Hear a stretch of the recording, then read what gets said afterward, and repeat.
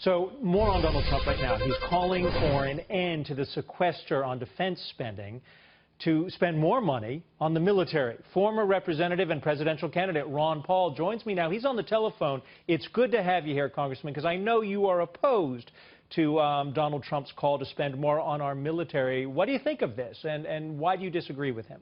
Well, I do, because I think we don't have our definitions right. I'm not against having a strong national defense and even actually putting more money in defense, but not into military. Militarism isn't the problem, and I think we should have listened to Eisenhower. He warned about just spending money for the military.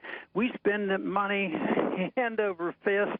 We spend more money than 7 other countries put together. And the things that he wants to spend it on, it's almost like he's preparing for World War II. And aircraft carriers. Yeah, aircraft carriers. Well, let me ask you about that. Because, you know, as a child of the 70s and the 80s, I can remember people talking about the $20,000 hammers. And let's get to the aircraft carriers. He talked about rebuilding the Navy. The Chinese have a missile that will sink an aircraft carrier. Are they obsolete, and should we be putting our military resources into different kinds of weaponry? No, I think you're really touching on something very important, and I've argued against the aircraft carriers forever. Now they just put $13 billion into the Ford aircraft carrier, and it really doesn't work. It's sort of like the F-35. No, they should not be doing this. I mean, we live in a modern age. We can send missiles any place in the world. I mean, we can land people on the moon. We can't hit an aircraft carrier. No, I think it's being spent wrong, and I think we're just saying more money. I lived through the 60s. I was drafted and served in the military during that time, and it was always, well, we're doing good, we just need more troops and more money and more bombs.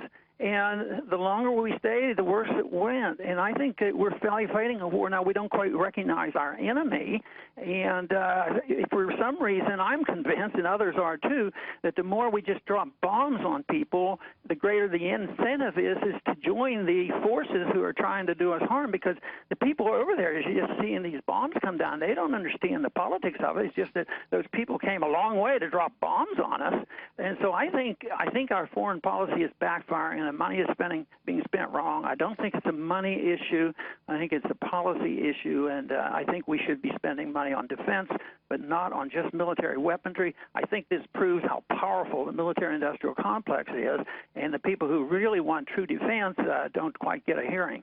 Congressman Ron Paul, I think you summed it up very well there. I appreciate your being here, and the key point, again, that you made is that you are for a strong national defense, but that doesn't always mean spending billions upon billions on weapons that might be obsolete. Thank you for being here.